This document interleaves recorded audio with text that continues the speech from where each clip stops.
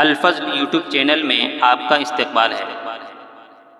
اس channel پر روزانہ قرآن پاک کی ایک آیت تلاوت سماعت ترجمہ اور مختصر تشریح پیش کی جا رہی ہے۔ ویڈیو اپلوڈ ہونے پر نوٹیفیکیشن پانے کے لیے اس چینل کو سبسکرائب کریں اور بیل آئیکن ضرور دبائیں۔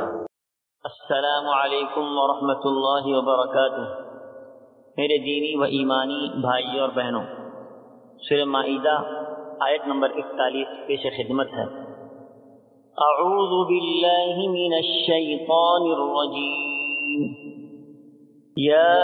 ایہا الرسول لا يحزنک الذین یسارعون فی الکفر من الذین قالوا آمنا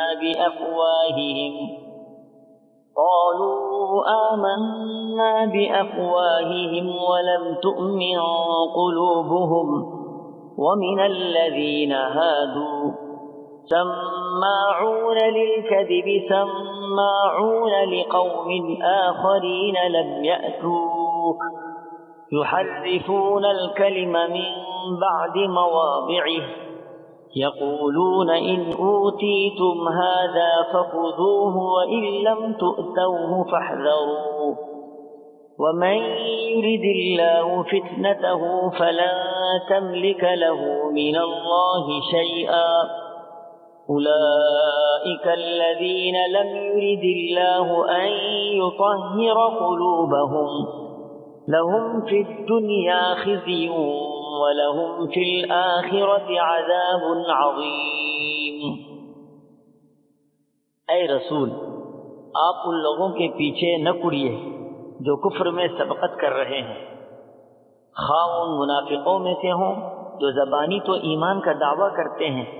لیکن حقیقتاً ان کے دل با ایمان نہیں ہیں، اور یہودیوں میں سے کچھ لوگ ایسے ہیں جو غلط باتیں سننے کے عادی ہیں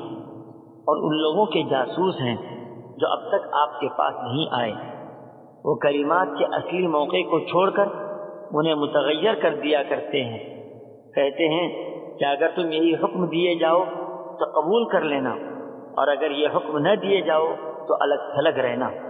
اور جس کا خراب کرنا اللہ کو منظور ہو تو آپ اس کے لیے خدائی ہدایت میں سے کسی چیز کے مختار نہیں۔ اللہ تعالیٰ کا ارادہ ان کے دلوں کو پاک کرنے کا نہیں، ان کے لیے دنیا میں بھی بڑی ذلت اور رسوائی ہے اور آخرت میں بھی ان کے لیے بڑی سخت سزا ہے۔ حضرات، قبل اس کے کہ اس آیت کی تشریح پیش کی جائے، آیت کا شان نزول پیش کیا جاتا ہے۔ حضرات،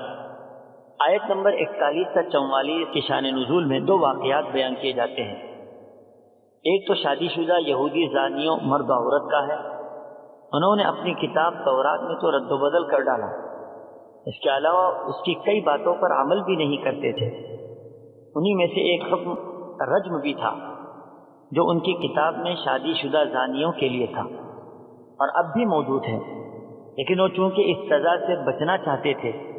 اس لیے آپس میں فیصلہ کیا کہ محمد صلی اللہ تعالیٰ علیہ وسلم کے پاس چلتے ہیں، اگر انہوں نے ہمارے ایجاد کردہ طریقے کے مطابق کوڑے مارنے اور منہ کالا کرنے کی سزا کا فیصلہ کیا تو مان لیں گے، اور اگر رجم کا فیصلہ دیا تو نہیں مانیں گے۔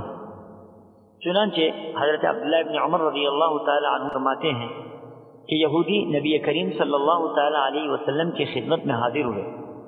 آپ صلی اللہ تعالی علیہ وسلم نے ان سے پوچھا کہ تورات میں رجم کی بابت کیا ہے؟ انہوں نے کہا تورات میں زنا کی سزا کوڑے مارنا اور رسوا کرنا ہے۔ عبداللہ ابن سلام رضی اللہ تعالی عنہ نے کہا کہ تم جھوٹ کہتے ہو، تورات میں رجم کا حکم موجود ہے، جاؤ تورات لاؤ۔ تورات لا کر وہ پڑھنے لگے تو آیت رجم پر ہاتھ رکھ کر آگے پیچھے کی آیات پڑھ دی۔ عبداللہ ابن سلام رضی اللہ تعالی عنہ نے کہا ہاتھ اٹھاؤ، ہاتھ اٹھایا تو وہاں آیت رجم تھی۔ بالآخر انہیں اعتراف کرنا پڑا کہ محمد صلی اللہ تعالی علیہ وسلم سچ کہتے ہیں، تورات میں آیت رجم موجود ہے۔ چنانچہ دونوں زانیوں کو سنسار کر دیا گیا۔ یہ واقعہ صحیح بخاری اور صحیح مسلم میں موجود ہے۔ ایک دوسرا واقعہ اس طرح بیان کیا جاتا ہے کہ یہود کا ایک قبیلہ اپنے آپ کو دوسرے یہودی قبیلے سے زیادہ معزز اور محترم سمجھتا تھا، اور اسی کے مطابق اپنے مقتول کی دیت 100 وسق اور دوسرے قبیلے کے مقتول کی 50 وسق مقرر کر رکھی تھی۔ وسق عربی اوزان کا ایک پیمانہ ہے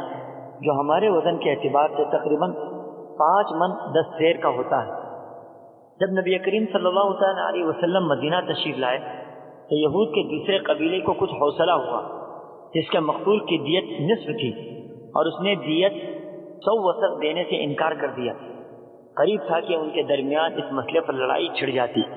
لیکن ان کے سمجھدار لوگ نبی کریم صلی اللہ تعالیٰ علیہ وسلم سے فیصلہ کرانے پر رضامند ہو گئے۔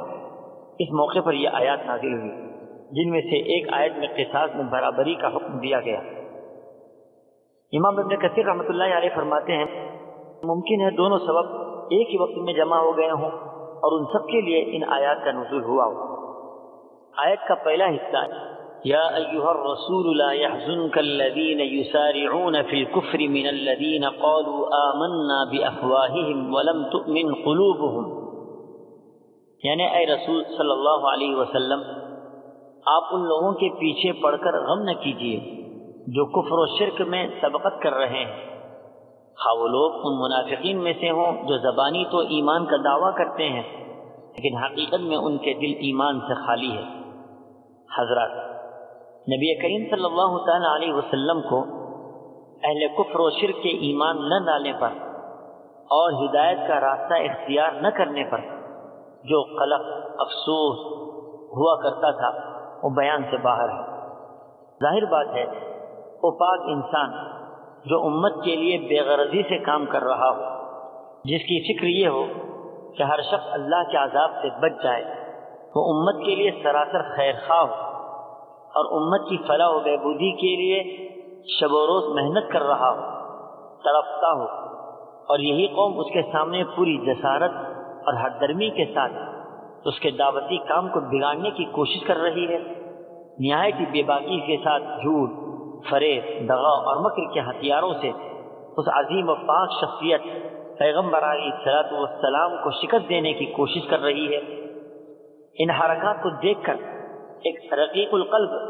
یعنی نرم دل انسان کا دل اڑنا اور غم میں پریشان ہونا یقین اور فطری بات ہے۔ بس آیت کے اس حصے سے قرآن پاک کی اس طرح کے مفہوم کو واضح کرنے والی دیگر آیات سے آپ صلی اللہ تعالیٰ علیہ وسلم کو یہ پیغام دیا جا رہا ہے اور تسلی دی جا رہی ہے کہ آپ ان کی باتوں کو سن کر اور ان کے حرکات کو دیکھ کر ہمت نہ ہاریں، دل شکستہ نہ ہو، صبر و تحمل کے ساتھ بندگان خدا کی اصلاح کے لیے کام کرتے چلیں۔ آپ کا کام دین کا یہ پیغام پہنچانا ہے، ہدایت تو اللہ کے ہاتھ میں ہے۔ یہ لوگ تو منافق ہیں، ان کے دل میں کچھ اور ہے، ظاہری طور پر یہ لوگ دوسرا رویہ اختیار کیے ہوئے ہیں۔ وَمِنَ الَّذِينَ هَادُوا سَمَّاعُونَ لِلْكَذِبِ سَمَّاعُونَ لِقَوْمٍ آخَرِينَ لَمْ يَأْتُوكَ، اور یہودیوں میں سے کچھ لوگ ایسے ہیں جو غلط باتیں سننے کے عادی ہیں اور ان لوگوں کے جاسوس ہیں جو اب تک آپ کے پاس نہیں آئے۔ حضرات، آیت کے اس حصے سے یہودیوں اور منافقوں کی کچھ بری خصلتیں بیان کی جا رہی ہیں۔ چونکہ یہودی یا منافقین خواہشات کے غلام بن چکے تھے، ہر حکم میں اپنا مفاد مد نظر رکھنے کی کوشش کرتے تھے، جہاں ان کے مزاج کے خلاف کوئی کام ہوتا تو دشمنی اختیار کرتے، سچی اور حق باتوں سے انہیں کوئی دلچسپی نہیں ہوتی تھی، انہیں جھوٹ، فریب، دغا ایسی بری خصلتیں پسند تھی، انہی باتوں میں بڑی دلچسپی لیتے تھے اور مزے لے لے کر سنتے تھے۔ اسی کو کہا گیا کہ یہ لوگ جھوٹ اور غلط باتیں سننے کے عادی ہو چکے ہیں۔ جب بھی منافقین یا یہود آپ صلی اللہ تعالیٰ علیہ وسلم کی مجلس میں آتے تو ان کا مقصد یہ نہیں ہوتا تھا کہ اپنی اصلاح کریں یا صحیح باتیں حاصل کریں، بلکہ جاسوسی کے طور پر حاضر ہوتے تھے۔ مجلسوں میں آ کر ایسے گشت لگاتے تھے کہ کوئی راز کی بات کان میں پڑ جائے تو فوراً دشمنوں کو اس سے باخبر کریں۔ مزید یہ کہ جھوٹے الزامات عائد کرنے کی کوشش کرتے، بدگمانیاں پھیلاتے، غلط فہمیوں کو عام کرتے۔ کبر و غرور اتنا تھا کہ خود آپ کی مجلس میں شریک نہیں ہوتے، اور جو لوگ ابھی نبی کریم صلی اللہ تعالیٰ علیہ وسلم کی مجلس تک نہیں پہنچے ہیں یا آپ سے ملاقات نہیں کی ہیں تو براہ راست اپنے تعلقات ان سے قائم کرتے اور آپ سے روکنے کی کوشش کرتے۔ آگے اللہ تبارک و تعالیٰ انہی لوگوں کی خصلتوں کو بیان کرتے ہوئے ارشاد فرماتے ہیں یحرفون الکلم من بعد مواضعہ، یعنی وہ کلمات اور باتوں کے اصلی موقع کو چھوڑ کر انہیں بدل دیا کرتے تھے۔ آیت کے اس حصے میں یہودیوں کی ایک بڑی گھناؤنی خصلت کا ذکر ہو رہا ہے کہ وہ اپنی نفسانی خواہشات کے خاطر شرعی احکامات کو بھی بدل ڈالتے تھے۔ خصوصاً سزاؤں کے معاملے میں ان کا رواج تھا کہ جب کسی بڑے آدمی سے جرم سرزد ہوتا تو تورات کی سخت سزا کو معمولی اور ہلکی سزا میں تبدیل کر دیتے، الفاظ کو بدل کر منمانی احکامات ان سے نکالنے کی کوشش کرتے۔ آیت کے شان نزول میں آپ نے سنا، روایتوں میں آتا ہے کہ یہود اپنے یہاں کی ایک زناکاری کا مقدمہ رسول اللہ صلی اللہ تعالی علیہ وسلم کی خدمت میں پیش کیا۔ آپ نے فرمایا کہ تورات میں حکم سنسار یعنی رجم کا موجود ہے، اسی کے مطابق سزا جاری کرو۔ تورات سامنے لائی گئی تو ان ظالموں نے اسی سزا کو چھپا کر سامنے پیش کیا۔ اسی کی طرف اشارہ کرتے ہوئے قرآن کہتا ہے کہ یہ لوگ صحیح کلمات کو اصل موقع سے بدل کر یا چھوڑ کر پیش کرتے ہیں۔ اللہ ارشاد فرماتے ہیں یقولون ان اوتیتم ھذا فخذوہ وان لم تؤتوہ فاحذروہ، یعنی وہ کہتے ہیں کہ اگر تم یہی حکم دیے جاؤ تو قبول کر لینا، اور اگر یہ حکم نہ دیے جاؤ تو الگ تھلگ رہنا۔ حضرات، آیت کے شان نزول کے واقعے میں آپ نے سنا کہ جب یہودیوں میں زناکاری کا جو واقعہ پیش آیا تو اللہ کے نبی صلی اللہ تعالی علیہ وسلم کی خدمت میں ایک وفد بھیجا گیا، اس امید میں کہ کوئی ہلکا حکم جاری فرمائیں گے، اور عوام کو اس بات کی بھی تاکید کی گئی کہ اگر آپ صلی اللہ تعالی علیہ وسلم ہمارے بتائے ہوئے احکام کی طرح ہی باتیں بتائیں تو ان کا حکم ماننا ورنہ انکار کرنا۔ اس سے معلوم ہوا کہ یہودیوں میں تورات کا علم رکھنے والے خود احکامات میں تعریفات کرنے کی کوشش کرتے تھے اور عوام کو گمراہی میں ڈالتے تھے۔ آگے اللہ ارشاد فرماتے ہیں وَمَن يُرِدِ اللَّهُ فِتْنَتَهُ فَلَن تَمْلِكَ لَهُ مِنَ اللَّهِ شَيْئًا، اور جس کا خراب کرنا اللہ کو منظور ہو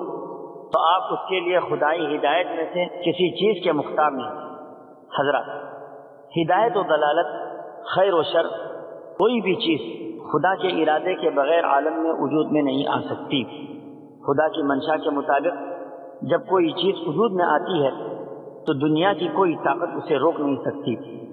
یہ ایسا اصول اور ضابطہ ہے کہ اس کا انکار کرنے والا گمراہ ہو جاتا ہے۔ صاحب تفہیم القرآن حضرت مولانا ابو الاعلیٰ مودودی رحمۃ اللہ علیہ نے آیت کے اس حصے میں جو بات تحریر فرمائی ہے، مولانا مرحوم فرماتے ہیں کہ اللہ کی طرف سے کسی فتنے میں ڈالے جانے کا مطلب یہ ہے کہ جس شخص کے اندر اللہ تعالیٰ کسی قسم کے برے میلانات پرورش پاتے دیکھتا ہے، اس کے سامنے پے در پہ ایسے مواقع لاتا ہے جن میں اس کی سخت آزمائش ہوتی ہے۔ اگر وہ شخص ابھی برائی کی طرف پوری طرح نہیں جھکا ہے تو ان آزمائشوں سے سنبھل جاتا ہے اور ان کے اندر بدی کا مقابلہ کرنے کے لیے نیکی کی جو قوتیں موجود ہوتی ہیں وہ ابھر آتی ہیں۔ لیکن اگر وہ برائی کی طرف پوری طرح جھک چکا ہوتا ہے اور اس کی نیکی اس کی بدی سے اندر ہی اندر شکست کھا چکی ہوتی ہے تو ہر ایسی آزمائش کے موقع پر وہ اور زیادہ بدی کے پھندے میں پھنستا چلا جاتا ہے۔ یہی اللہ تعالیٰ کا وہ فتنہ ہے جس سے کسی بگڑتے ہوئے انسان کو بچا لینا اس کے کسی خیر خواہ کے بس میں نہیں ہوتا، اور اس فتنے میں صرف افراد ہی نہیں ڈالے جاتے بلکہ قومیں بھی ڈالی جاتی ہیں۔ اللہ تعالیٰ ہم سب کی حفاظت فرمائے۔ محترم حضرات، اللہ تبارک و تعالی ارشاد فرماتے ہیں اولئک الذین لم یرد اللہ ان یطہر قلوبہم، یعنی یہ وہ لوگ ہیں جن کے دلوں کو اللہ پاک کرنے کا ارادہ نہیں کرتے۔ مذکورہ آیت میں منافقین اور یہود کا طرز عمل بیان کیا گیا تھا اور ان کے چند بداعمالیوں کا تذکرہ بھی کیا گیا تھا، جیسے ہمیشہ جھوٹ بولنا، باطل کی طرف جھکنا، اہل حق کے خلاف جاسوسی کرنا، شریر جماعتوں کی مدد کرنا،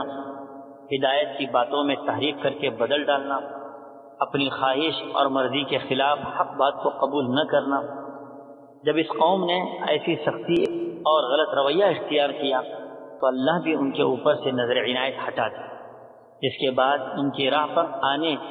اور پاکی قبول کرنے کی کوئی توقع ہی نہیں رہی۔ اس وجہ سے اللہ کے نبی صلی اللہ تعالیٰ علیہ وسلم سے کہا جا رہا تھا کہ ان کے ان کرتوتوں سے غم نہ کریں بلکہ انہیں ان کے حال پر چھوڑ دیں، آپ کا کام دین کا یہ پیغام پہنچانا ہے۔ آگے ان حضرات کی دنیا و آخرت کی سزا کا اعلان کرتے ہوئے کہا جاتا ہے لہم فی الدنیا خزی، یعنی ان کے لیے دنیا میں ذلت و رسوائی ہے،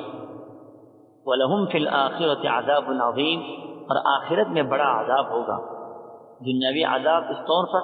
کہ دوست و دشمن سب نے اپنی آنکھوں سے دیکھ لیا کہ منافقین میں سے ان کا نفاق ایک ایک کھل گیا اور یہ سب حقیر و ذلیل ہو گئے، اور یہود ان کے بڑے سے بڑے پرقوت قبیلے بنو نذیر، بنو قریظہ اور بنو قینقاع سب کے سب شکست کھا کر قید ہوئے یا جلا وطن ہوئے یا پھر قتل کیے گئے، اور آخرت کا عذاب تو ہے ہی۔ اللہ تعالی ہم سبوں کو نفاق سے محفوظ رکھے، آمین۔ وآخر دعوانا ان الحمد للہ رب العالمین۔